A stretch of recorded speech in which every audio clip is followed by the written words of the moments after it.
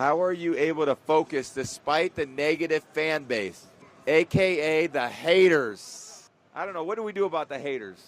We love them. We love them. We love them back because we don't hate back. We appreciate it, and we love them, and we wish them the best in their life. Remember your defense. Points come. Concentrate, focus, power. Remember balance. Make good fight. Warning for running out of the ring. Once more, cost you a point. On guard. Ready. All right, damn you! You're the best! You're the best! All round. Nothing's gonna ever keep you down. You're the best. All round. Nothing's gonna ever keep you down. You're the best. Welcome to the Fantasy Football Goon podcast. Fantasy Football Goon is a part of the Bears BARROOM Radio Network. I'm your host, Joe Mandel, the Goon, and joining us is a slew of characters tonight. We've got John Santucci, the Tooch, Tyler Ellis, the Gains Report, and we have a very special guest in Shayne, the smartest man in the BARROOM, Marsaw. Gentlemen, how you guys doing today? Great, man. I'm all jacked up. I got my Elizabeth Shue poster up. There you go. Ready to go. My Tooch said my color's good, so very warm. Is this family friendly? Can we swear? Yeah. You can do whatever you want, man. It's gonna get good. Yeah. I'm in the big leagues now. I'm on the Goon and the Tooch show. I'm usually stuck on 100 proof or BHL or something like that. So I'm with you guys, and this is gonna be fucking awesome. We couldn't think of anybody better for Tooch's burning NFL questions, so I'm super excited as well. Yeah, let's go. Yeah. Yo, it feels freaking amazing to be back on the air with you guys and to have brother Shayne on the mic. Oh baby. Wait a minute now. We get the smartest man. We get to ask questions and get the answer right away. Wait a minute. Yeah. So no, this is awesome. I mean, surprise, guys. You thought you wasn't gonna hear from us until week 1, but here we are. Hey, it's the off season, but we're getting ready for the next fantasy season, and we have a lot of football left. I mean, we got the Super Bowl coming up this week, and even though the season's ending, we're not done. There's plenty of Bears BARROOM content out there. Shayne knows it, I know it, everyone on this show knows it right now, and we're gonna get into some of these burning questions. So I'm gonna toss it to the Tooch, man. And Tooch, why don't you get into them? Yeah, this is something Joe and I do at the end of our podcast season. Usually, before we were with Bears BARROOM, we had some questions we'd talk about on our last show, just things that were nagging us about the NFL or things that we liked and things that we thought maybe we could expect for the next year. My first question actually would be, Shayne, it was your first fantasy football season. We wanted to know how you enjoyed it and if you'd do it again. I think you guys probably know enough by now. I think Phil and I talked a little bit before everything started. I think the strategy was me to be kind of a silent partner with him, maybe, I guess, and kind of help him out a little bit. And there wasn't much of that going on. I just, for whatever reason, I love football, but I'm the type of guy when the Chicago Bears are involved, I'm the type of guy, if I follow a guy on Twitter, if Adrian Amos leaves the Bears in free agency, I'm not following Adrian Amos anymore. I'm a Bears fan. That's who I am. That's funny. Yeah, that's, I have a little bit of Phil Atoshin in me drafting Jordan Howard. I would have never drafted him number 1, first off, but I get that because I'm too much of a homer. It's the smartest man, motherfucker. Fucking right, Trey. You tell him. He knows. But no, I just can't find myself sitting down and saying I need, whomever, Shady McCoy to go off for 3 touchdowns. I'm not that guy. I never have been. I get into some, DraftKings with some of my buddies that I grew up with, stuff like that. Yeah. But to get involved with it like you guys are, it's just I can't do it. I know it doesn't make a lot of sense that I'm on a fantasy football show talking about that, but well, being on Bears BARROOM, we keep it 100, so that's the way I'll keep it. Always. Yeah. Did you play a season with your friends though? I thought.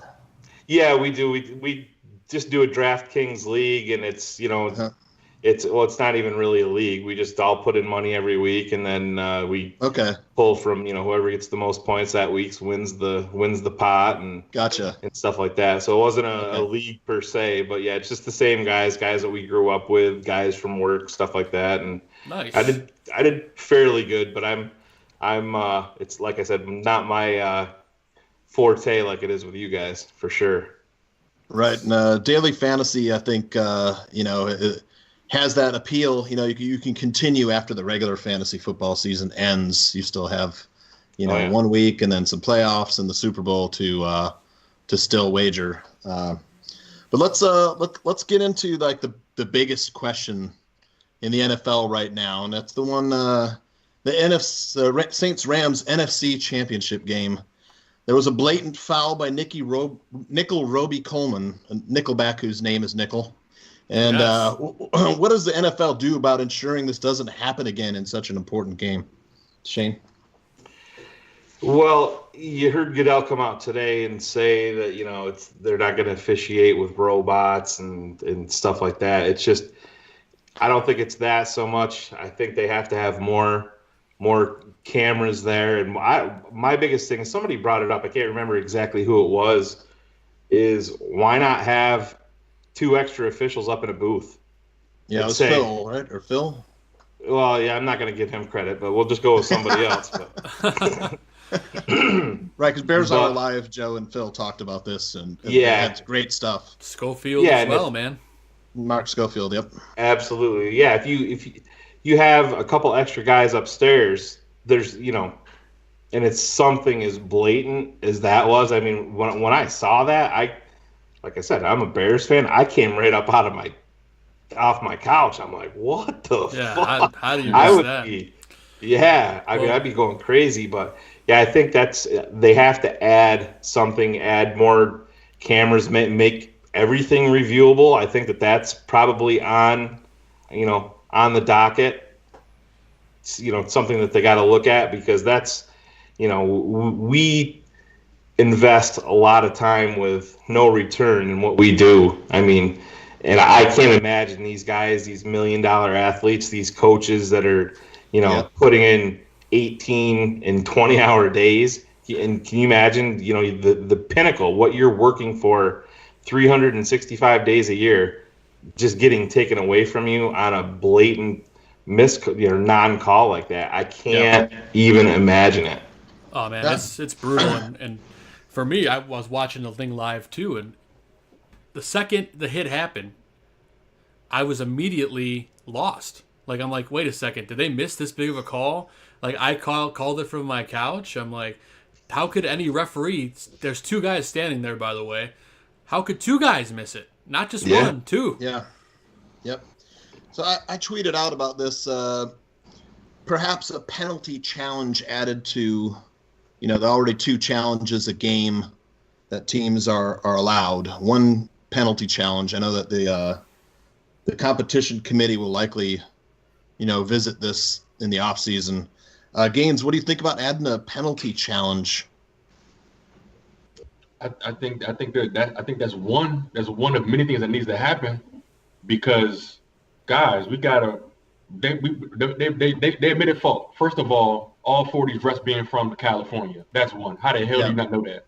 You know everything about these players and their drug tests and the women and everything else they doing. How you don't know where the officials, the people with gambling and sports betting where it is? How do you not do a thorough check where the money is? NFL, like, how much money did you make off of that? I don't care. 100 proof. How much of the money did you make off that? Like, a Hall of Famer like Drew Brees, he didn't deserve to go out that way. That's bullcrap. That was the game. That was a game-changing play.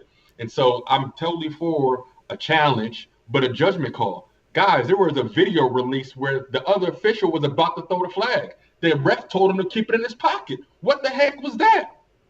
No, there's no excuse, man. There's no excuse. That's not right. If I was a Bears fan, I'd be pissed. And I said that shit, excuse my language. I said that when I tweeted it out. I'd be pissed because I wouldn't want to go to the Super Bowl that way. I couldn't even celebrate like that because I don't give a damn. I don't want to ring. I don't want to be a champion if I don't earn it that way. And if we would have been mad, it would have been a big-ass asterisk on it. And like, yeah, you won, but.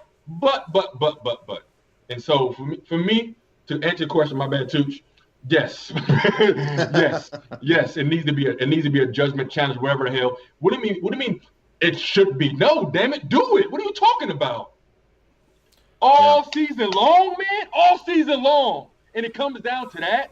Yeah, to somebody just a judgment call, and we can't review. It's a game. My dad is a licensed official in Illinois and Chicago.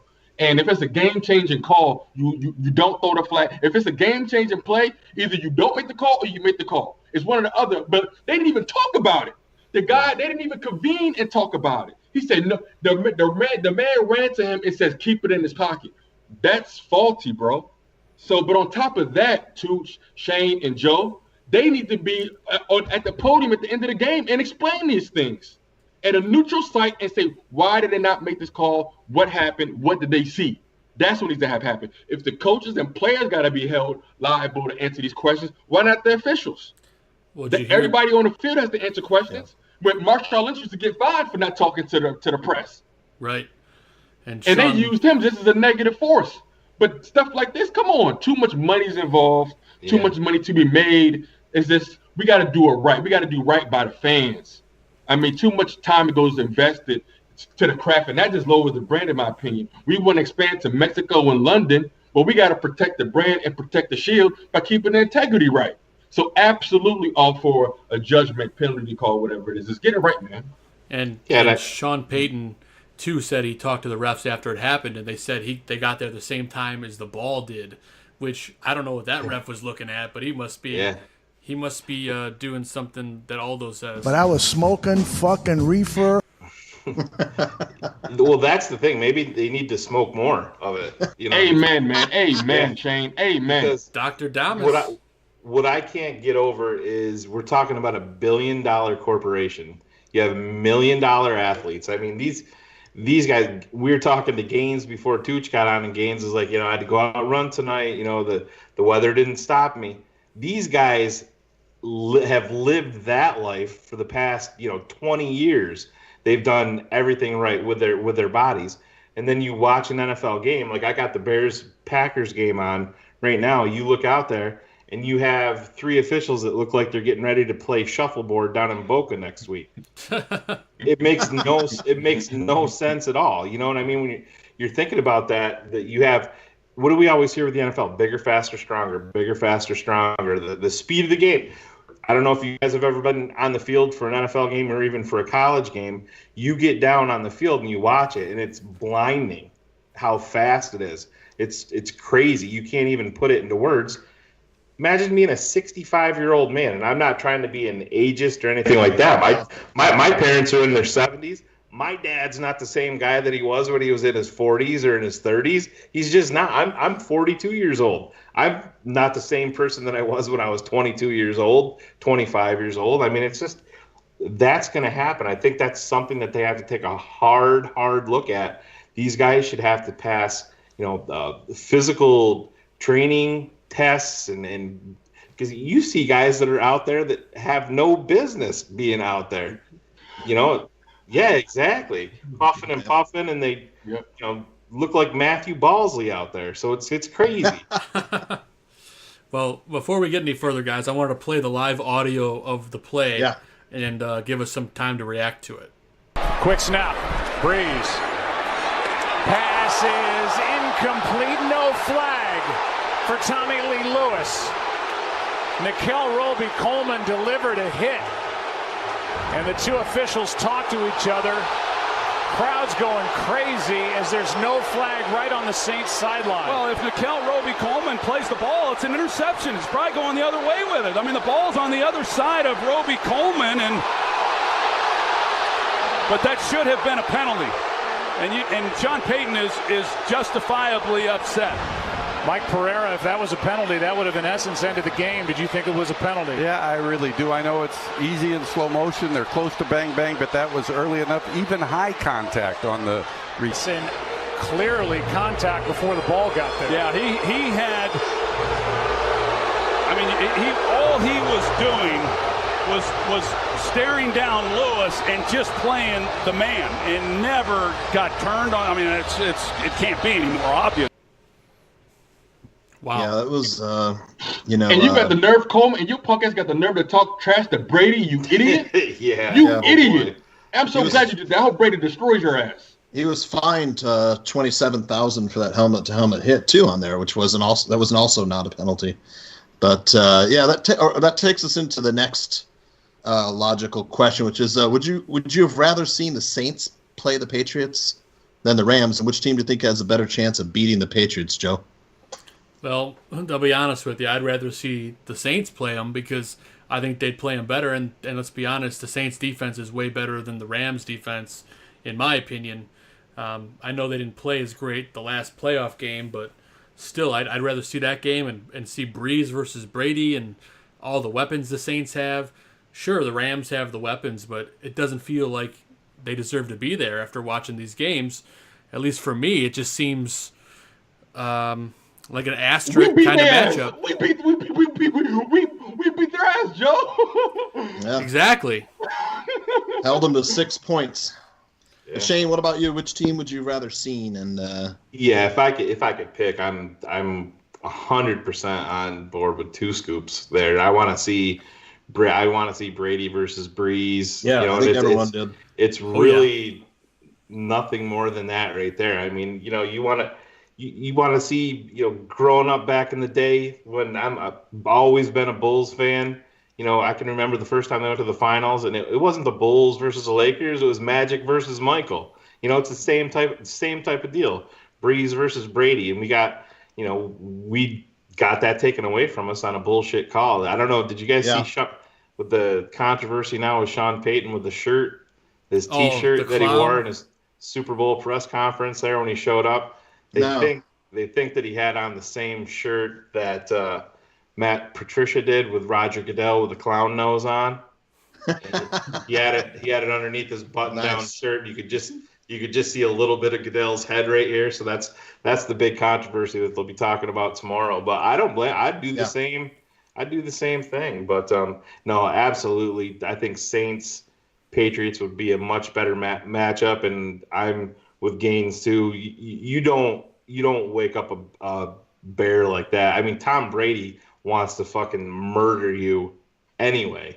You don't need to give him a fucking gun and give him the fucking bullets to murder you, and that's what Roby Coleman is doing. And I don't think it's going to be, if I was a betting man, I'd bet heavy on the Patriots. I think they're going to fucking boat race them. Gaines, what about you? Yeah, I mean, that's why I was really upset. I mean, not upset because I want to see a good game. I was tweeting it out during the game. I'm tired of seeing blowouts in the playoffs. I want to see good games. And so this is supposed to be the best of the best. So I wanted the Saints to go. I don't want to see a 50 donut or whatever, because I believe golf, they're going to be good in the future. But I just feel like they got a lot of growing pains to do. Golf still needs more confidence because they have plenty. The Rams have plenty of chances to be in that game. It took a while for golf to get settled. I mean, if it wasn't for that, mind you guys, that was like the third PI call that was missed. That wasn't the first one. There was like two other ones. And on top of that, that's how the Rams scored. So, but it took golf. If Mitchell would have missed as many open passes that golf missed, it would have been it would have been crazy. So I believe Belichick is gonna just take over this young quarterback, because Belichick's defense is so evolving and they bring pressure from different ways. And then, I mean, I just want to see a better game in the Super Bowl, in my opinion. And the Rams got the weapons, but outside that front four, that defense is very susceptible. And the Patriots are a machine, and you got to be able to go tit for tat. And then the Saints, I believe, just possess that cerebral cortex to make that happen. And I just don't think the Rams are there yet. Right. If you want to beat Brady, you have to lay him on his back. Mm-hmm. Giants did it twice. Philly beat the shit out of him last year. If Aaron Donald goes out there and takes over the Super Bowl and makes life hell, I mean, he's the quickest way to the quarterback is right up the fucking gut. Right there. Yeah. And he's the guy that can do it. But like you said, Bill Belichick takes away what you're best at. And if I was a Rams fan, I would be happy as hell that I'm in the Super Bowl, yeah, but I wouldn't have a whole lot of confidence. Yeah, exactly. You know, the Patriots offensive line playing really well end of the season. It leads us organically into the next question. The Vegas spread is only 2.5 points, though, which is a little surprising considering how we all strongly we feel about the Patriots. So can I get some Super Bowl 53 predictions? Let's go, Joe. Score? I'm going to go Patriots 34, Rams 24. Good. Over under 56.5. So you're right there. Gaines, what do you think? Man, I honestly don't know, bro. Like, the Bears ain't playing. Are you sure? The Bears ain't playing, man. And then Brady, I got nothing but respect for Brady, man. He's the ultimate underdog, in my opinion. And so he's doing everything that his draft profile said that he couldn't do. And so I respect any man like that puts the time into his craft. And so, hey, man, 45-6. Why not? Wow. Oh, wow. Shane, how about you? I think the Rams come out early and punch one in, go up 7-0, and I think the Patriots win 35-17. Wow. Yeah, good. It's going to be one of those games where they're like, "Ooh, the Rams might do something here," and then here comes number 12. Yeah. Puts them back in their spot. And yeah, I don't see it being a close game. I don't like with Philly with the Giants. You knew that they had the horses, and it wasn't just Fletcher Cox. It wasn't just Michael Strahan. You knew they had multiple thoroughbreds to throw them. To throw at Brady, and it was just a constant wave. The Rams, they don't have that, and that's the only way you're going to beat that guy is you got to put him on his back. You have to hit him every time you can, and I just don't think the Rams can do it. Right, and Tom Brady, probably the best in the NFL at getting rid of the ball the fastest.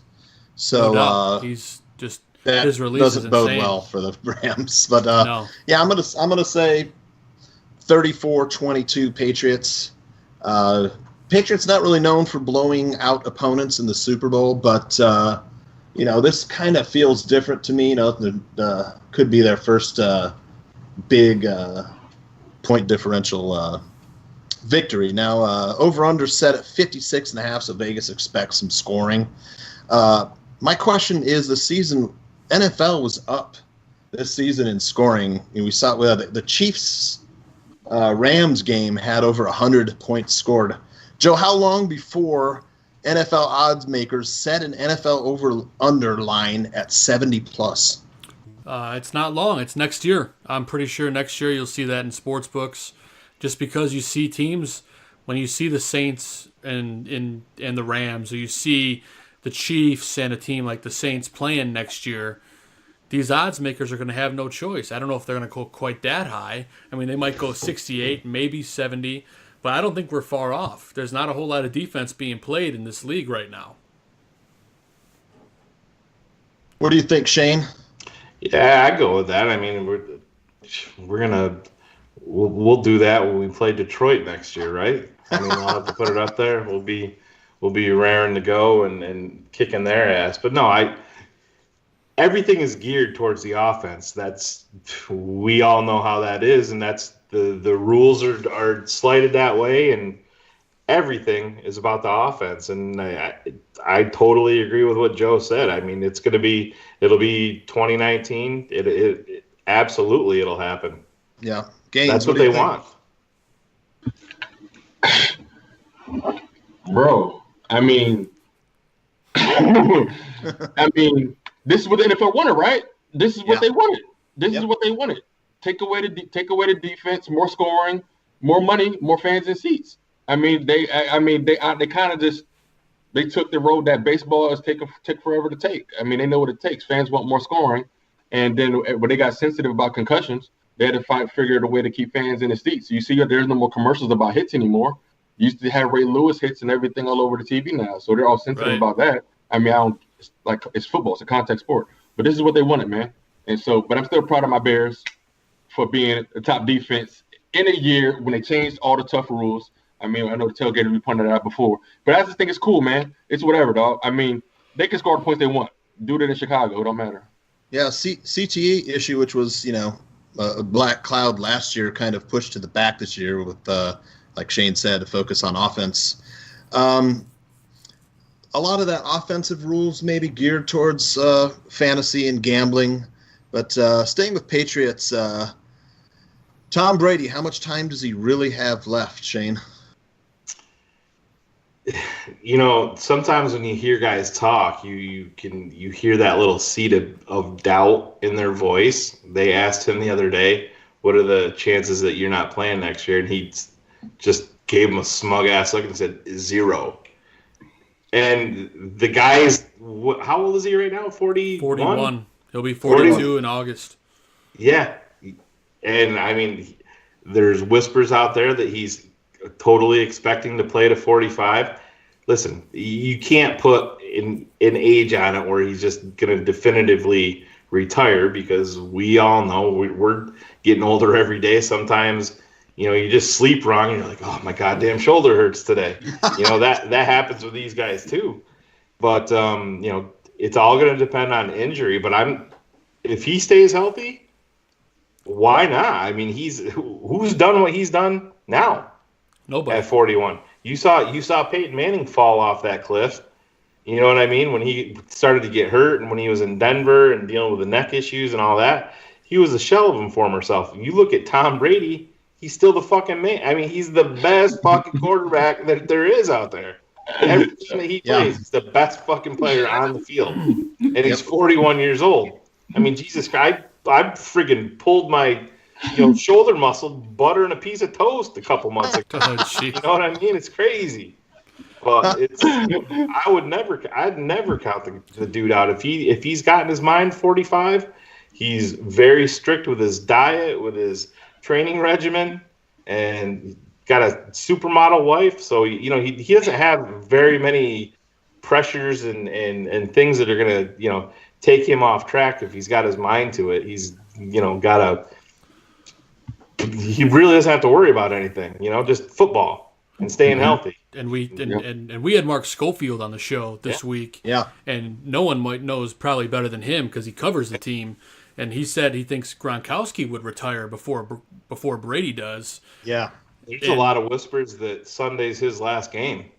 And it very well could be true because, Stallone was trying to talk him into being an action star. And I don't know about you, but I want to see the Expendables with Gronk. That'd be fantastic. That's the thing. Right. He's going to go out there and start getting these endorsement dollars, guaranteed money, and not have the pounding. I mean, this is a guy that's been through back surgeries, ankle surgeries, knee surgeries multiple times. I get it. Everybody's a competitor, but if you're telling me that I can make $50 million by being in a movie, or I can make $50 million by going out and getting my ass kicked on a football field, that's a pretty easy decision for me. No doubt. Yeah. Just look at Tony Romo. I mean, about break, I second. I did everything the gentleman just said. I mean, you can't doubt the man, bro. I mean, but Shayne made a good point. I mean, about the wife. Every interview, man, every game. Hey, mom. Hey, wifey, I love you. He seems to be in a good place. He seems to have peace in his heart, and so he loves his family. It's about. I mean, he's enjoying the ride. Unlike the superstars that are coming up right now, they're just like, oh my god, I'm in the Super Bowl. He's been there, done that, and so he's just like it's very admirable to have that connectivity with your teammates that you're probably 20 years older than, and to still be able to connect with them. And he's showing empathy and affection to the world and to his loved ones the most. He cuts off the reporters and say, hey, wait a minute, before you talk, mom, I love you. Wifey, I love you. I think that's so awesome. That's a man that's not afraid of what other people think. And you're untouchable, bro. When you don't have fear and when you don't live in the fears of others, you're untouchable. So I would never. I'm not doubting Brady, dog. I'm outside of a Bears fan. He's one of my favorite athletes in the NFL outside of a Bears uniform because he just does the impossible, man. And so you can't count him out. I love it. And then also, and real quick to throw on top of that, all of his passes are like under 5 yards. So he's making quick passes so he doesn't take a lot of damage. And so if they keep that up, boom, boom, boom, boom, boom. Why not? Why not? That's awesome. Hey, anything can happen, man. Brady does get rid of the ball quick, and I got a question next, and I'm going to play some audio, and I want Tooch to react to it, and then I'm going to let the other guys here react to it, and I just want to see what you think about this. He's the Godfather, the one, the real producer. He's the Godfather, the one, the real producer. What do you think about that, man? That's an assignment from Phil to me, but we never got it going. But that's a good. Sounds like a dirty diaper. That's nice. He's nice. the Godfather, the one, the real producer. He's the Godfather, the one, the real producer. He's got some soul, right, Gaines? He's not white at all. It's there. I can bob with it. It's I was trying to put it to Dr. music. Phil, but you know. I ran out of time. I was trying to put it to music. I was going to make it like a techno beat, and maybe nice. I'll do that for the start of the year next year. Yeah, we'll get Tooch singing, and you can do your robot dance, Joe. Yeah. Phil put out that promo the other day. I'm like, you used that video of me doing the robot? Didn't know I was on camera. So, will Bill Belichick retire when Brady retires? What do you think, Shayne? I don't know. It's a good question because I'm not sure on the answer. You know, these guys are the ultimate competitors, and you always have to ask yourself, does he want to stay a year or two more just to say, hey, you know, maybe I'll get my guy. Maybe I'll go out and, you know, finish 12-4 and make a run in the playoffs.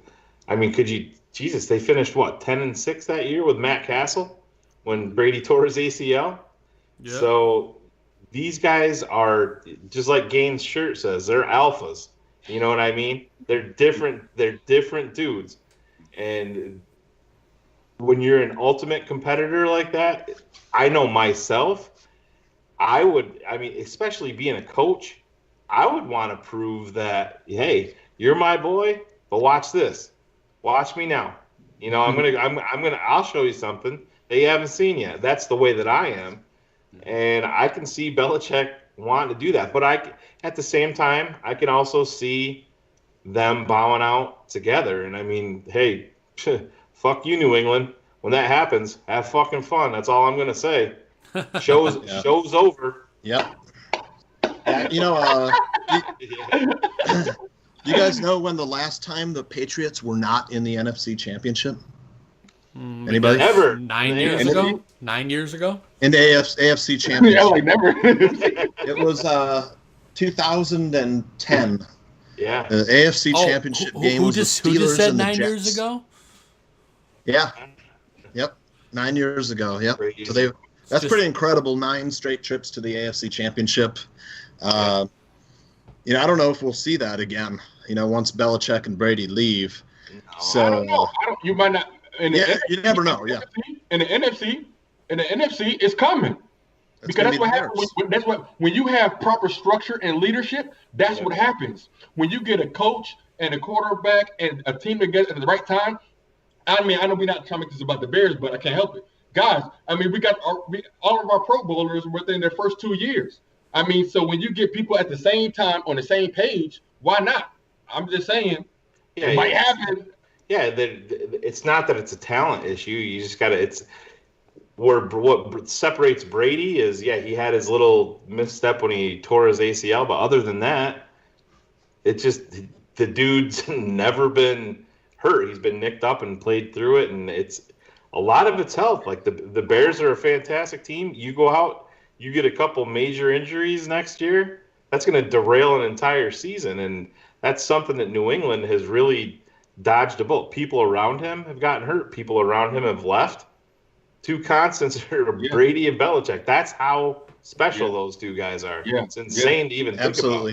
New receivers every year that you never heard of. Yeah. Every year you never heard of. And that's what's admirable. Yeah, you're talking about a team that chose Julian Edelman over Brandon Cooks.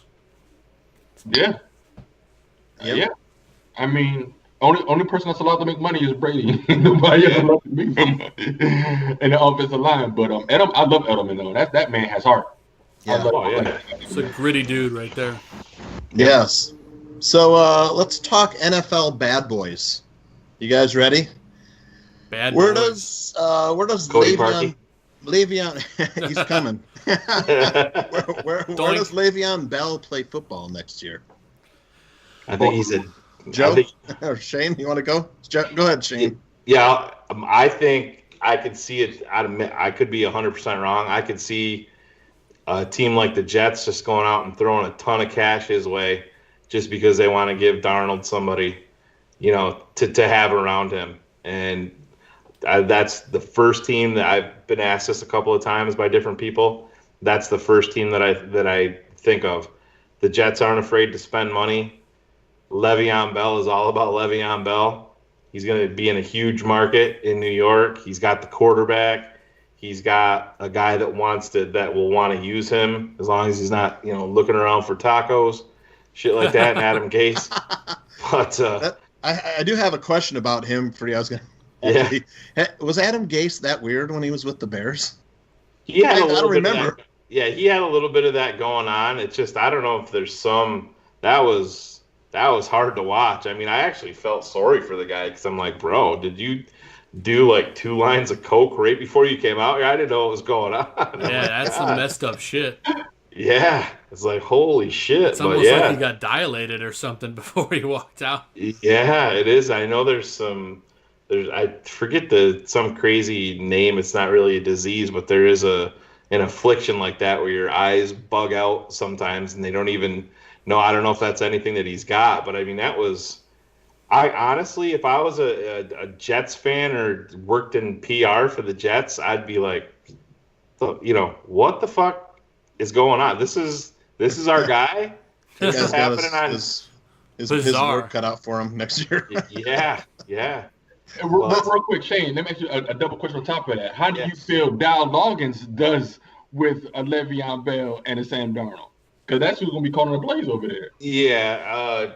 You guys know Benjamin Albright out of Denver on Twitter. If you guys aren't following him, give him a follow. He's a great guy.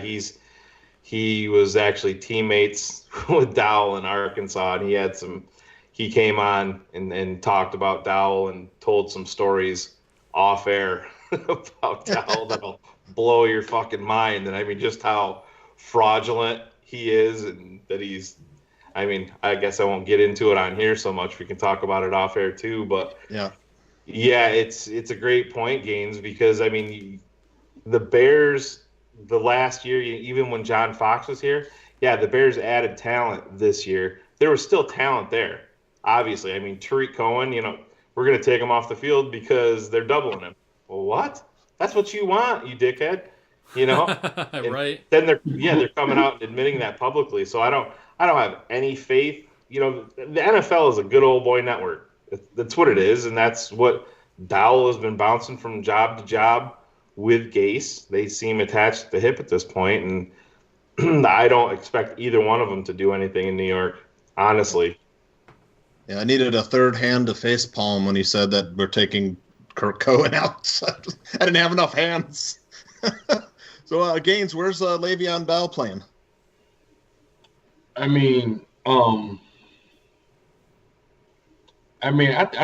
think you guys talked about this earlier in the season. Where'd you like to see him? Where would I like to see him? I mean, not in the NFC. I mean, somewhere in the AFC somewhere in the AFC. I mean, it really don't matter. Because those guys can't block it don't matter. But I mean, I think for my money, a new GM. How do you make a splash? Baltimore. I mean, what do you give Lamar Jackson a good running back? I mean, what do you do? And you steal him from a rival. That you have been able to get over the hump with, and you get Lamar Jackson. You get some type of deep threat, good receiver. I mean, that does a lot. That does a lot for your team. I mean, Lamar Jackson is dangerous as it is already.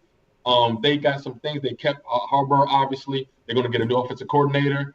I mean, if I'm Le'Veon, you want to be a bad boy. You want to stick it to the Ravens. Lamar Jackson's up and coming.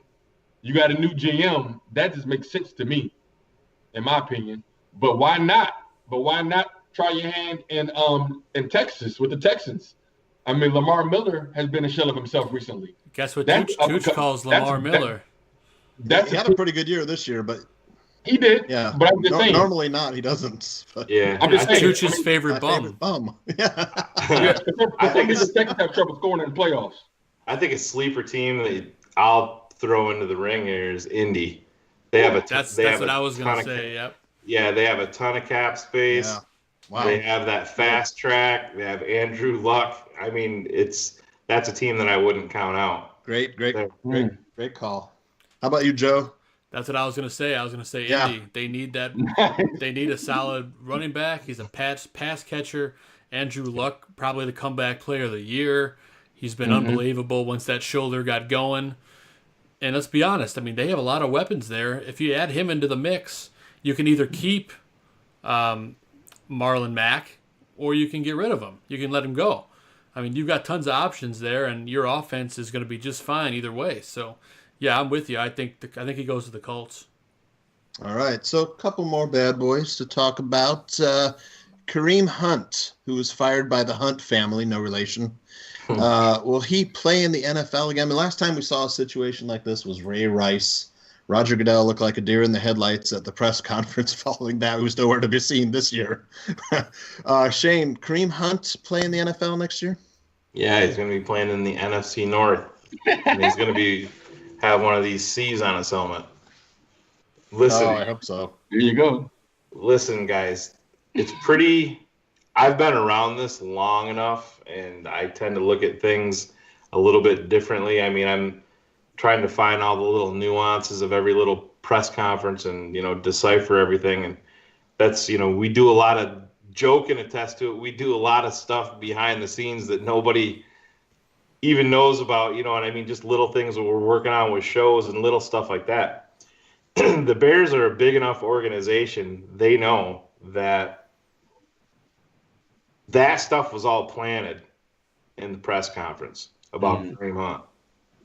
They're greasing the skids to see the reaction.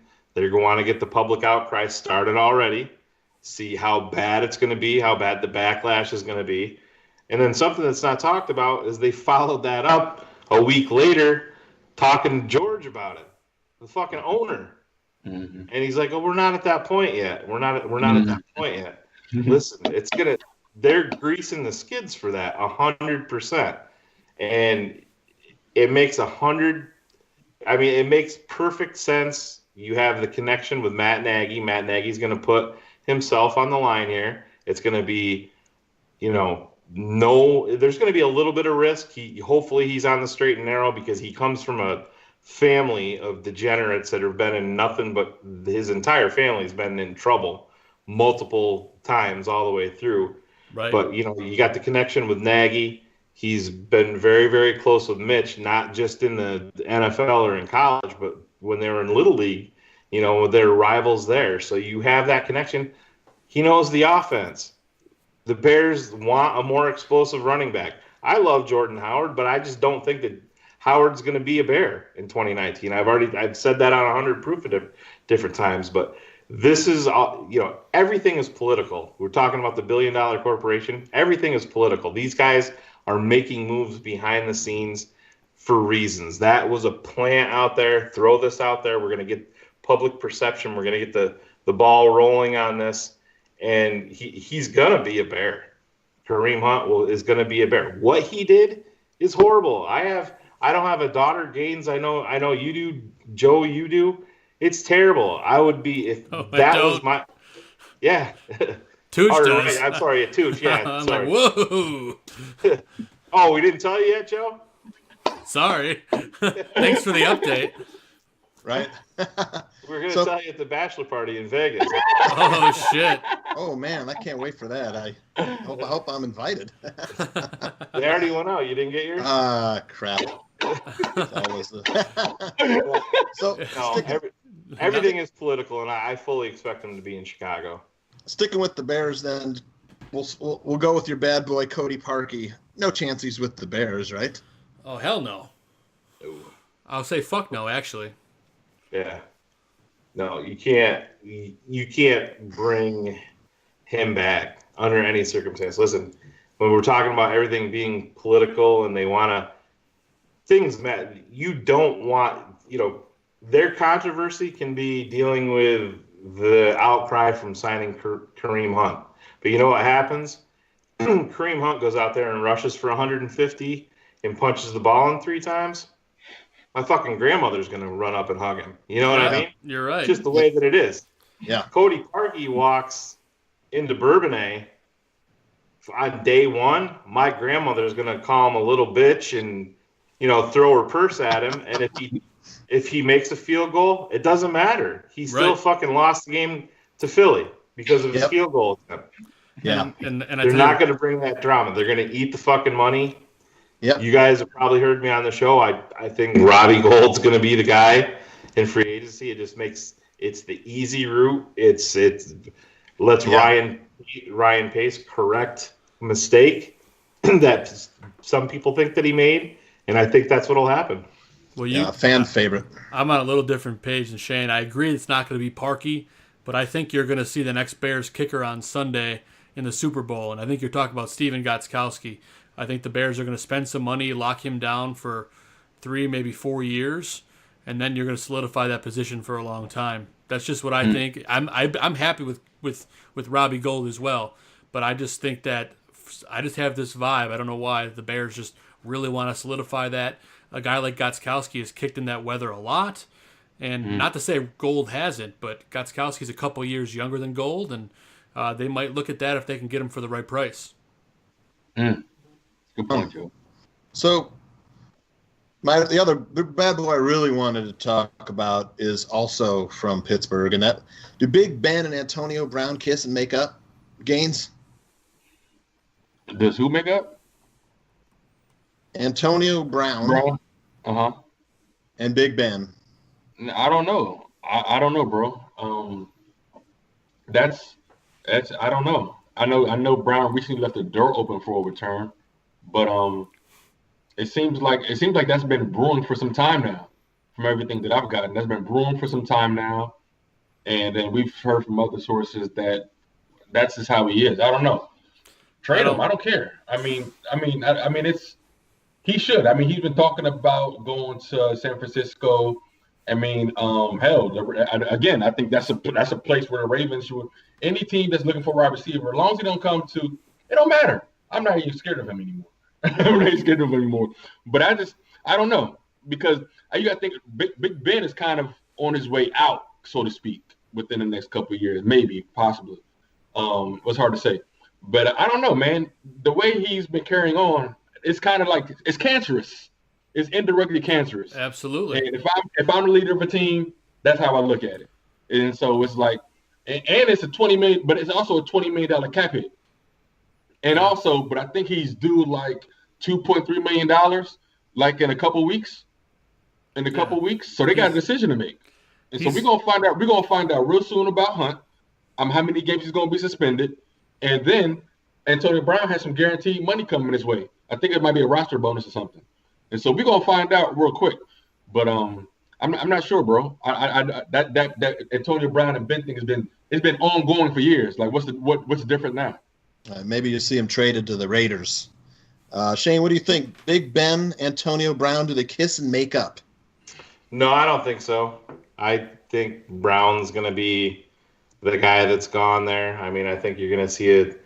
I hate to admit this. I think a team that's going to be involved there, and I think they'll move around some guys, and they don't have a lot of cap right now, but I think Philadelphia is going to be heavily involved there. With Antonio Brown going anywhere, Philadelphia is always a sneaky team like that. They're gonna, come up, and they made the trade with Detroit, brought in that asshole that scored on fourth down in the playoffs. Yeah. But I mean, Ben's obviously not going anywhere. He's going to be in Pittsburgh, and Brown's going to be the guy. They don't like to deal with stuff like that too much in Pittsburgh. You see so much drama going on there. It's kind of hard to even grasp because there's such a, stalwart organization that doesn't really seem to have too much drama. But over the last couple of years, there's been a whole bunch of it. And I think you're going to see a team like Philly, Foles isn't going to be there. They're going to have Carson Wentz back, and I think they're going to want to give him that speedy weapon to match up with Alshon, and I think that's going to be a perfect fit there. Well, let me piggyback off that for 1 second. Yeah. Do you guys think Nick Foles is the guy over Carson Wentz? Because My a lot next of question. a lot of people are saying that. I don't understand. Yeah, man, it should be Nick Foles. I can't believe the Eagles have so far. I got on my boy about this. They've already committed to Wentz. I'm like, what are you guys thinking? Carson Wentz got just as many playoff wins as Mitch, in my opinion, I think. And so it's just like Nick Foles has. I like this guy, Nick Foles. That's the only Eagle I like, man. Because for a man to be ready. For a man to be ready, coming off the bench, coach, I'm here for you. I respect that, man. Just like Kirk Cousins, when Kirk Cousins was in D.C. and he was the fourth string.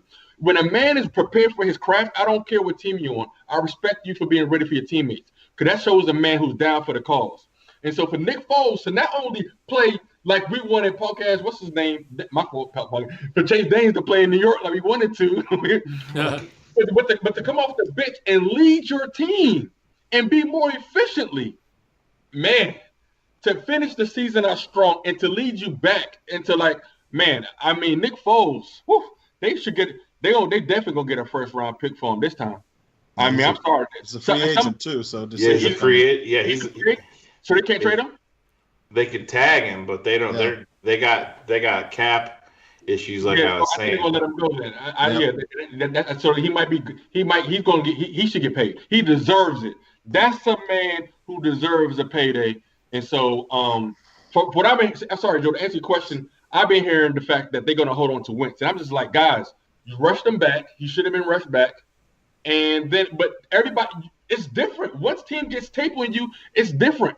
So Patrick Mahomes, good job. Let's see next year. When teams get a full season of tape on you, that's when you really know. Ask RG3. Oh, my God, yes. Sorry. I'm just sorry. But that's how it is. And so Nick Foles, the man is just dangerous. The man is dangerous. And so I don't know. Philly's dumb if they let him go. He is. The way that I look at it is Philly knows what they have in him. They know that. I look at Nick Foles as the classic spot starter that can win you games. I mean, he won you a Super Bowl. It's one of those crazy occurrences. He got hot. He was in the perfect system that he was just. You saw some of the magic in Nick Foles just versus the Bears. I mean, he got fucking popped. That ball's up in the air for 10 seconds, and it hits fucking Alshon in stride. I'm like, motherfucker. How is this happening? But Philly also don't. Let's not forget what Foles looked like to start the season off, where he struggled and threw one touchdown and I think 4 interceptions. Philly knows that side of Nick Foles too. They made a huge, trade up for Carson Wentz, and he's an injury issue at this point. His last year at North Dakota State, I think it was a broken wrist or a broken hand, and he missed a bunch of time. And then Philly, tore his ACL and his PCL, and now this issue with his back. But they're gonna ride with him. I think you're gonna see Foles down in Florida in Jacksonville. I think he's gonna be the guy down there in free agency. I think that they're gonna go. They have that defense that they're gonna try to roll with again. Bring back Fournette, and they're gonna bring in a veteran quarterback. So I think you'll see him down there, warm weather, and see how that is. But Nick Foles is a classic enigma. I mean, they traded him to St. Louis. He flamed out in St. Louis. That you guys remember that Jeremy Langford game for the Bears? Yeah. Oh my gosh. He popped off that one screen pass and went nuts that game. That Nick Foles was starting quarterback that day, and he got yanked because he was so bad. Then he went to Kansas City, and he flamed out there, and he came running back to Philly because that's where he knew that's where he was. Because not a lot of people know this about Nick Foles. Nick Foles' father has fuck you money, just away from football. So he's got that attitude where, he can just go out and fucking wing it because, you know what I mean? He's set financially no matter what. And if you don't think that makes a difference, that fucking makes that absolute difference. Oh, sure. It does. No doubt. He's going to get paid, and Jacksonville will be hailed for it, but I just don't think that he's going to be a guy that can sustain it. I think he's going to be a guy that will give you a 3, 4, 5, maybe a 6-game run.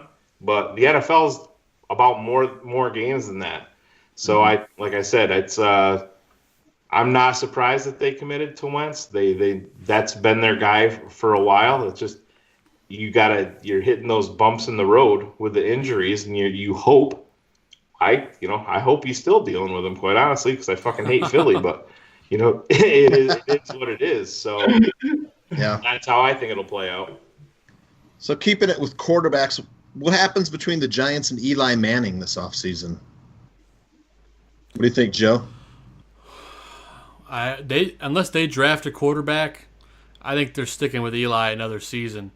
I mean, I know he was kind of lost in translation last year, but I mean, I don't know. I really don't know what they're going to do. If they draft a quarterback, then I think you could maybe trade him, or I don't think he's a guy you leave on the bench. I think someone's probably going to want him in the league somewhere. Like Shane mentioned, the Jacksonville Jaguars looking for a quarterback. I mean, there's tons of teams out there that could use the help. But I just get this vibe he's going to go give it a go one more year and be the starter there. What do you think, Shane? No, I agree. I think that I think he'll be a Giant. And, hey, Saquon Barkley's fantastic. We heard Phil talk about him and say, he's a generational talent. He is. I wouldn't have drafted him last year if I was the Giants. You're up top in the draft for a fucking reason. You're holding the bat, you swing that bitch. You go get your quarterback. You never know when you're going to be back up there, and I don't know, what do they draft? What's the Giants drafting this year? I think the top 5, I think. Are they? So they're within striking range, but you've got, I mean, Lauletta, I'm not a big believer in him. They're going to, everybody knows this year they're going to have to go get the quarterback. I mean, I would have taken a quarterback last year if I was them. As good as Saquon Barkley is, that's what I would have done. But I think that they're going to see how it kind of plays out and have Eli there as the buffer, and it'll be, Eli is going to be the Kurt Warner when Eli was a rookie. Maybe play the first 8 games, and then they usher in the new kid, and then whatever happens after that. Yeah, they picked 6th, guys. I just looked it up. They have picked number 6. Yep. So, I mean, last year, other than Baker Mayfield, going to Cleveland, they could have taken whomever, but they went running back, and we fought back and forth with Aldo in the 2017 draft. He wanted to take Jamal Adams, and hey, Adams is a fantastic player, but you're up there for a reason. You're in quarterback territory. You have to swing that fucking bat and go get your quarterback. You get him, because you're going to be stuck in NFL purgatory forever without a quarterback. And we're living proof of that in Chicago. Well, and guys, too, another quick point. The Cardinals have the first pick in the draft.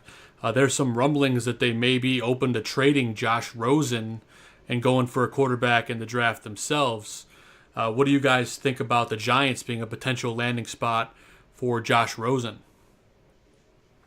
It's a good thought. I mean, Kingsbury, the head coach in Arizona, made the comment before he was the head coach in Arizona that if he had a chance to draft Kyler Murray, he'd draft him number 1 overall. So he's gonna have his fucking chance if he wants to. Yeah. But no, I mean, it's an interesting scenario. Of course, they're gonna put that out there. They want to be in the quarterback business because they want people to come up and overpay for one. But I think they made the move for Rosen last year, and I was never a huge Rosen guy myself, but I think they're still going to roll with him, and I don't think that they're going to draft this. This is going to be so heavy defense, the top end of this draft. With Oliver, you put a guy like Oliver, what's he going to do for their? I'm blanking on his name, for their defensive end out there in Arizona. the kid from Syracuse, Chandler Jones. Yep. You get that inside presence with an outside guy. You see what it can do. I mean, look at Aaron Donald. That's the type of guy that you're talking about with Ed Oliver. But like I said, it all comes down to politics and poker, and the draft is no different. Do you think the drafting of Drew Rosen led to the short leash with Steve Wilkes? So, I mean, he only got one season. Are we going to see more coaches get one season and gone if they're not doing anything, or was it because Steve Wilkes is just not the guy to draft or to develop a guy like Drew Rosen or Josh Rosen? His name Josh Rosen. Josh Rosen. If you look in the NFL, the teams that have success, you have stability around your quarterback with a head coach, with a front office. And if you're not 100% sold on your head coach, that's where Ryan Pace and the Bears fucked up.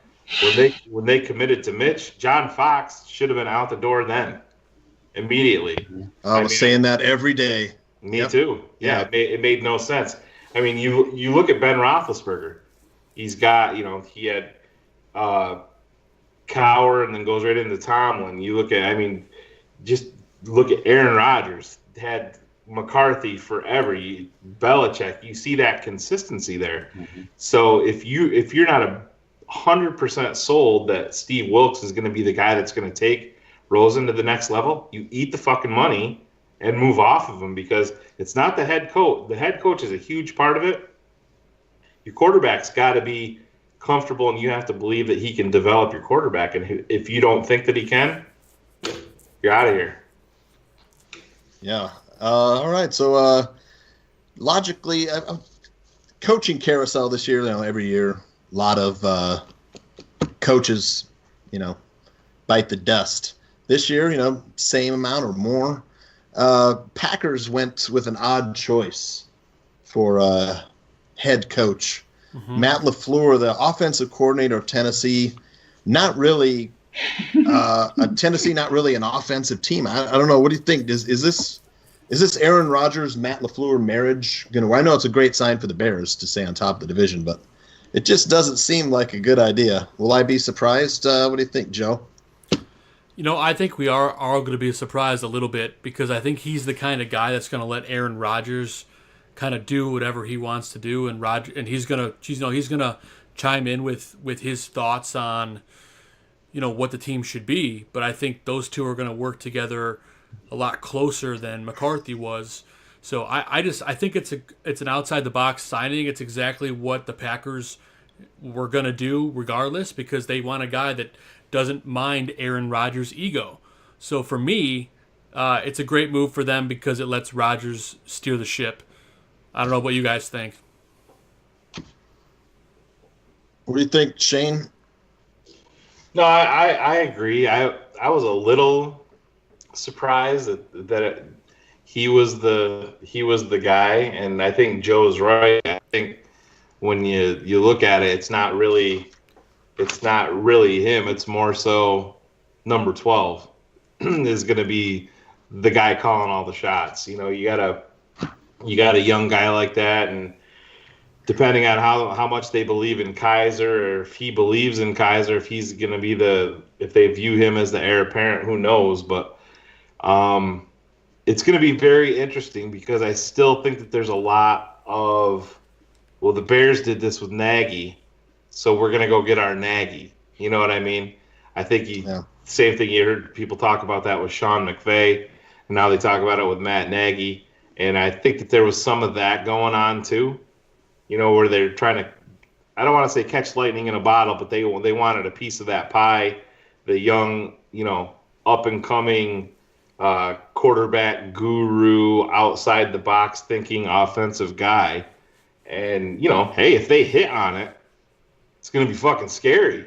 You know what I mean? With a guy like Aaron Rodgers, let's be honest, because I'm no Packer fan, but he's a good quarterback. If you put him in the right positions. So I would be willing to suck Aaron Rodgers' dick if. Dan. Hey, how you doing, Dan? Yeah, Dan. He's got good luck. Both of his cats are back. He's got a very good. Yeah, full house of pussy there for him. So he's loving life. Yeah. So the teams went with a mix of young and old because you saw Bruce Arians get hired. You saw Vic Fangio get hired. How does Vic do in Denver, Gaines? I think he does well. And first of all, who's playing quarterback? So exactly. That's the first question. But I think he walks in being respected. That's one. He walks in getting respect. Vic's a good guy. I appreciate what he did with our unit, with our young players, and he gets a good treat with having Chubb and Von Miller. And so Chubb is going to learn so much from him. And so, but at the end of the day, is it a stopgap? Is it a stopgap? Because all that respect is cool, but if you don't win games, John Elway wants to win Super Bowl. John Elway wants to go to the playoffs. John Elway wants to win a division. So who is he leaving in charge of the offense? Like it's cool to see a defensive guy get the job, but now it's like Lovey, who are you going to have control of the offense? Are you going to trust Case Keenum? Are you going to draft the quarterback? I heard what's the name? He was the guy Luck or whatever. Locke or whatever. John Elway likes the guy Locke or something. So we'll see about that. And so it all depends. I think he's gonna be. I think he'll be fine. I think he'll be respected. The defense scores. Who's the offensive coordinator? Because he's gonna leave him. And so, but Vic has to hold him accountable. So as long as Vic doesn't let him steer the ship too much, and in fact let him lose games, he'll be fine. Because I think he walks in with a ton of respect. Chicago Bears was a laughing stock in the league. He helped bring us back to respectability, and so that goes a long way, in my personal opinion. So he'll definitely get at least 2 years. I don't think he'll be a one and done. But Vic has to put the right person, has to find a way, because you can't blame the OC. The head coach gets the fall. Hey, and they have the 10th pick in the draft, so they're going to be able to grab somebody there if they want to get quarterback. It's a possibility. And I think you have to start looking at, offensive coordinator. Do they look at Mike McCarthy? He's out there. No one's looked at him yet. Do you think maybe he would take a role like that? Yeah. I think he made the comment. I think he made the comment that if he didn't get the Jets job, he was going to sit out. Oh, that's right. Yeah, he did. I believe so. But it's a great point, and Gaines hit it out of the park. Vic is going to go out there. He's going to control the entire team. He's going to be completely respected up and down the organization. But the big but is quarterback. And it could be a Steve Wilkes type situation. If they go out and find they go out and draft, say if they go out and get Drew Lock and he shows a ton of potential and they don't feel like Vic is the guy, he's going to be gone. This is a quarterback-driven league. It's not a 62-year-old defensive coordinator getting his first shot league. If they get the quarterback that they want and they believe in him and they don't think that Vic is the right guy, Vic's not going to be there. But it's going to be interesting because Elway's had a ton of rope to hang himself out there, especially at quarterback. And that noose is getting tighter every day because he's failed at quarterback, and he's lucky he's got those two defensive ends out there, to save him, because they need something special like that, because you can't. Case Keenum, he had his flash in the pan in Minnesota, and he's a mediocre quarterback. You can't be mediocre at quarterback and do anything in the NFL. I mean, I know people don't like to hear this. Jay Cutler had a ton of potential. I love Jay Cutler. Jay Cutler he wasn't the right guy for it. He was, everything had to be perfect for Jay. Everything. He wasn't going to be a guy that was going to go out there and win the game for you. He was going to be part of it, but he was also going to be a guy. We were just talking about Mitch's interception in the Pro Bowl. Jay did that almost every other game. And he did. I try to push that out. I try to black it out. I used to love me. I used to order like a new remote every other week. He'd throw an interception in the flat, and I'd smash the fucking control. I'm like, what the fuck? What are you doing? What did you do? What did you do? What did you do in that Redskins game when Hall picked him off 4 times in a row? Yeah, and he didn't give a fuck. He said, I'll do it again. Yeah, but the Pro Bowl, I know they talked about it on Bears Hour Live, but I mean, I don't watch it. Yeah. It's not a game. I mean, they probably should just limit it or expand more skills competition. I think more people would probably rather enjoy that than watching a game of powder puff football. Yeah, I think that's what it's going to come to. And I mean, can you take anything away from Mitch throwing that interception there? No, but it was horrific. I mean, I don't know. I'd love to ask him what he saw on that. Because, I mean, I was sitting here with my son, and my son's 7. He's like, Daddy, why'd he throw that? And I'm like, I don't know why he threw that. Granted, it was only in the Pro Bowl, but that's why that there's questions nationally with people when it comes to Mitch. Does it matter? No. Do I think he took a step? Yeah, he took a huge step. But those are the things that happen. And Tooch, you're right. It's gonna. I think they're going down that slippery slope. I mean, these guys were just. I mean, there was no tackles hardly. It was chest bump. You know what I mean? It was like me tackling my son in the backyard. I would have rather watched bikini models play. Yeah. Yeah, no doubt. Hell yeah. Chuck Pagano takes over. Better, worse, or similar season for the defense next year? What do you think, Joe? Oh, that's an impossible question. But I do think that they're going to keep right in the same spot for the most part. Give or take, one turnover or so, but I think they're going to be right around the same place. Chuck Pagano's a great coach. He's a chemistry kind of guy. He's going to keep these guys happy, and I think he's going to keep these guys fierce and competitive. So I like what Pagano brings to the table, and I think they're going to stay right around where they're at. And if we get lucky, they'll be a little bit better. Gaines, you're a Baltimore guy. Does Ed Reed come No. to the Bears on the staff? I ain't no Baltimore guy. I just live around here. I'm just saying. I'm just hyped because you talking about defense. I'm like, oh shit, he's talking about defense. That'd be dope. That'd be dope to answer your question. That'd be dope to, if Ed Reed came. They coached together. I was actually watching the game. I was like, oh shit, that's my coach. That's my coach on doing the collegiate game. I thought it was pretty cool. But that'd be really, really cool if Ed Reed came. Just the young, I think he will bridge the gap. We talked about it on our last episode at Barfly Tailgate. Just he bridged the gap well from an older coach to a young guy like Eddie Jackson. And also Ed Reed he leads by example. I mean, he was a horse. He was a ball hawk. He always tried to score. And so you're right. I did watch a lot of Ed Reed.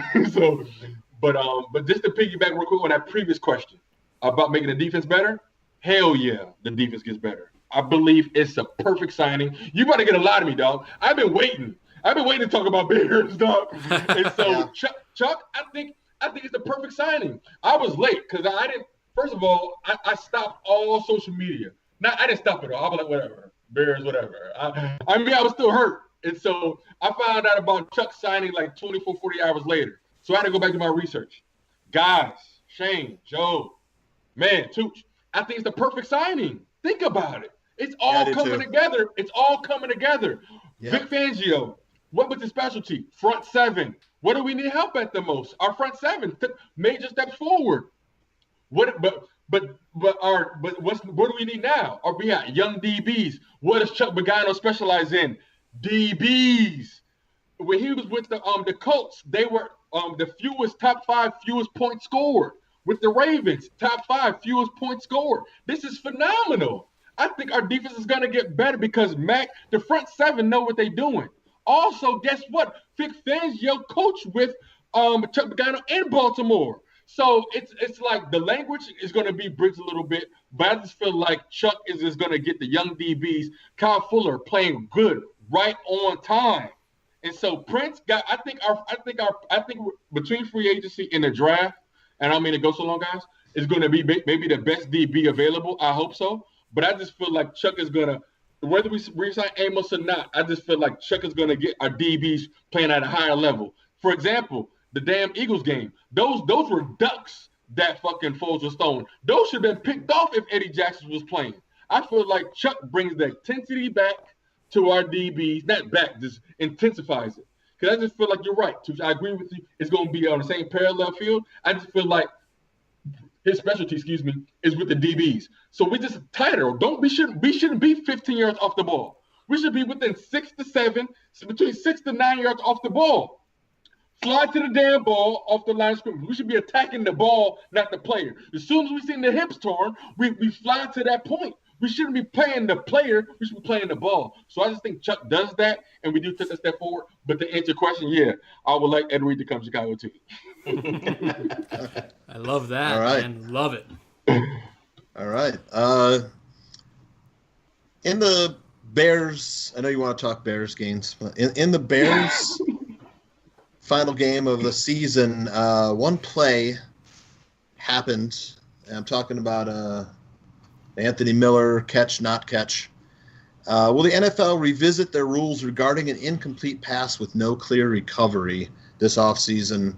I mean, it was kind of nothing the Bears could do after the official picked it up, and because he blew the play dead, no Bear fell on it. What do you think, Shane? Do they revisit the rule? Idiot. Yeah, I think they will revisit it. I mean, yeah, if I'm Matt Nagy and if I'm Chuck Pagano, I'm revisiting it every single practice. Said, yeah, that ball's on the ground, go get it. No matter what. If it's on the ground, go get it. Yeah, that's what you learn in youth football. Ball. Yeah, that's the simplest solution. But in terms of reviewing that specific play, absolutely they should review it, because the thing about it is you're the way that they were, like, by the letter of the law, it was the correct way. It was the correct outcome because there was no clear recovery. But, if they're saying that he caught the ball and then it was a fumble, then, hey, what the hell? It needs to be there. It should have been Bears ball right there. And I mean, let's be honest, that was such a dime ball by Mitch. And, Anthony Miller even admitted himself he didn't think he caught it. But, it is what it is. And I mean, I think they 100% have to review it, because if they don't, it leaves so much open to happen, because even though we haven't had to deal with that a lot, I mean, you're talking about that's a playoff game. It's a game-changing fucking play, man. Yeah, it's a game-changing play, man. And you can't have a fumble without a catch. So it doesn't make sense, man. Like, what are we doing? Like, what are we really doing? You can't have a fumble without a catch. So how do you not have a first down? I don't care if it was the Bears or not. It's football. Like, be fair. Don't cheat them. Let the boys play. Let the damn boys play, man. I think if Miller would have fell on the ball, maybe, when they reviewed the play, they might have awarded it to the Bears. But since there was no clear recovery, of course, it became a non-play or non-catch.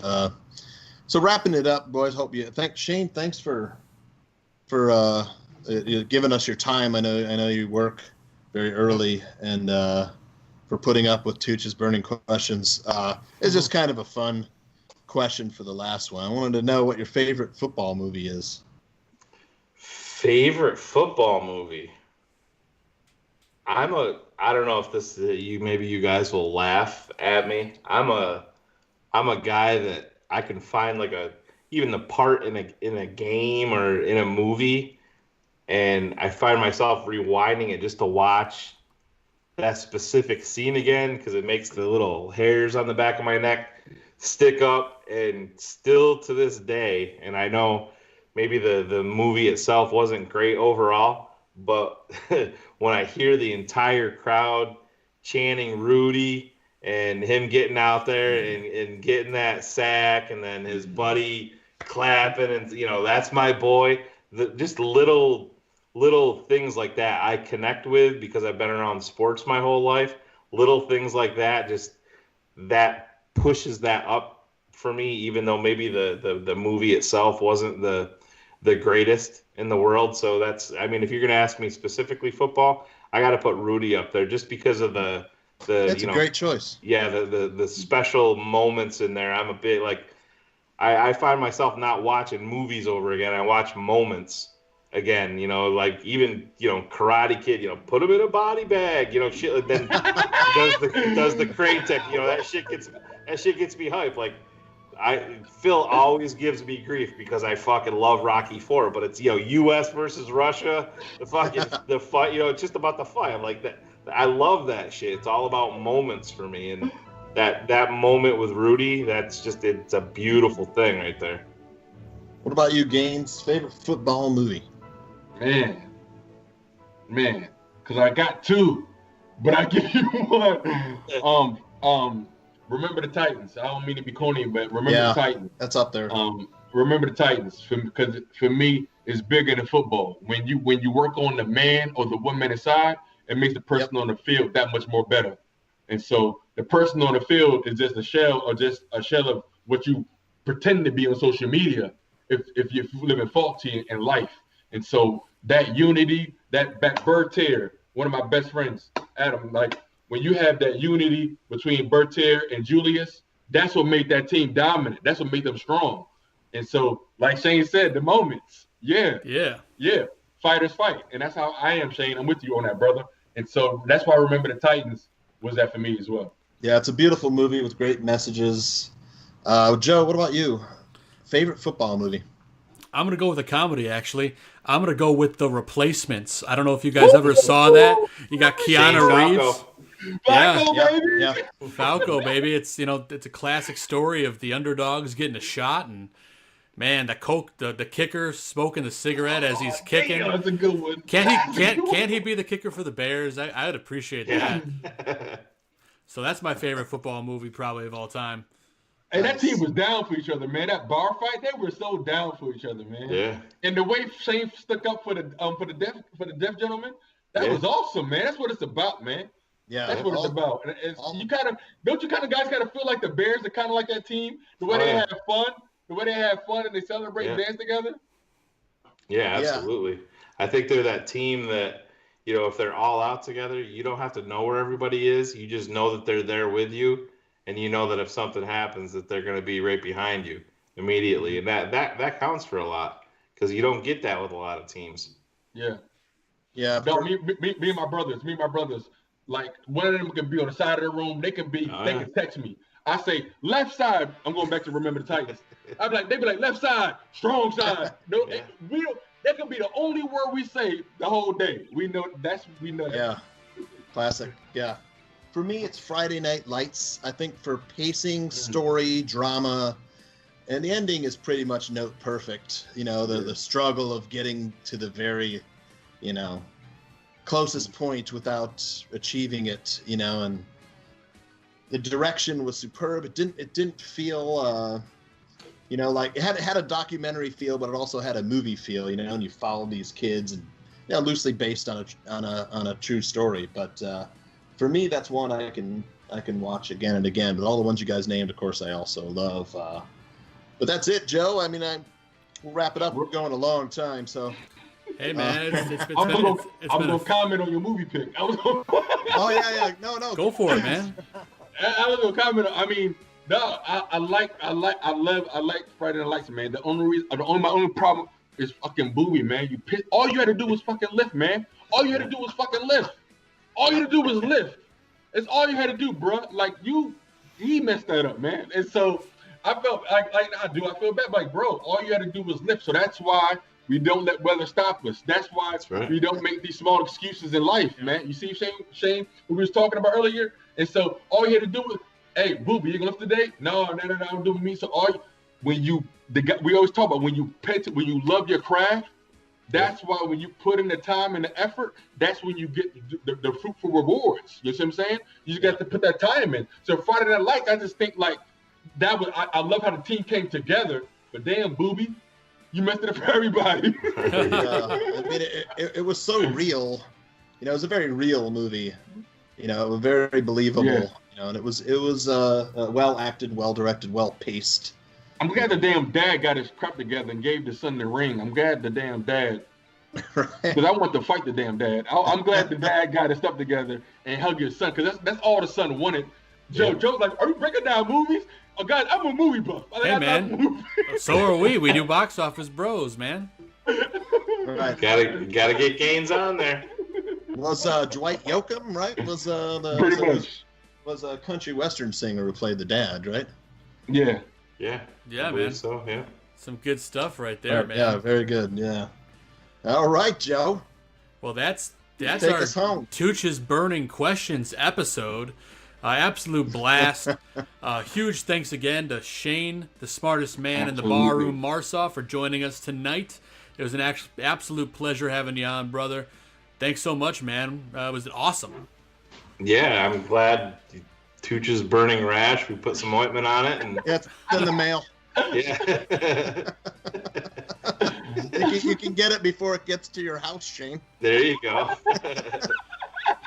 I'm glad you guys had me on. I know we had talked about it a little bit there during the season. Tooch had reached out to me, and I'm glad to come on. And it's always fun to talk ball. And I have to laugh at you guys. You're like, we went long, and I look up, it's an hour and 35 minutes. I'm like, oh, this is like a half of 100 proof. Yeah.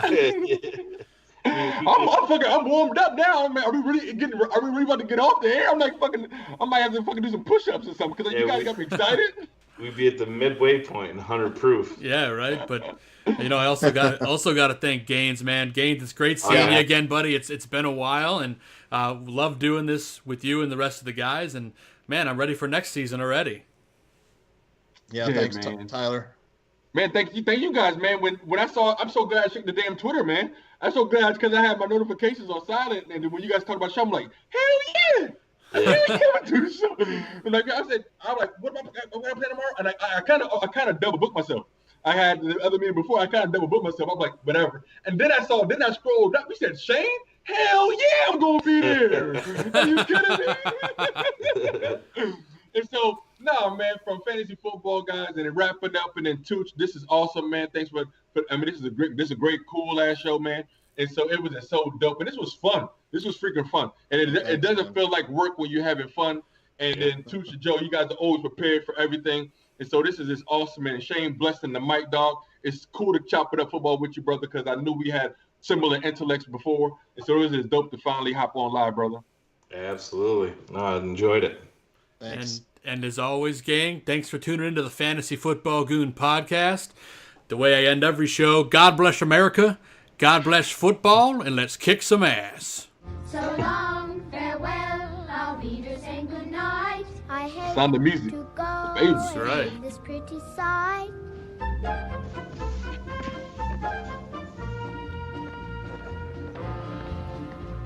So long, farewell, I'll be just saying adieu. Adieu, adieu to you.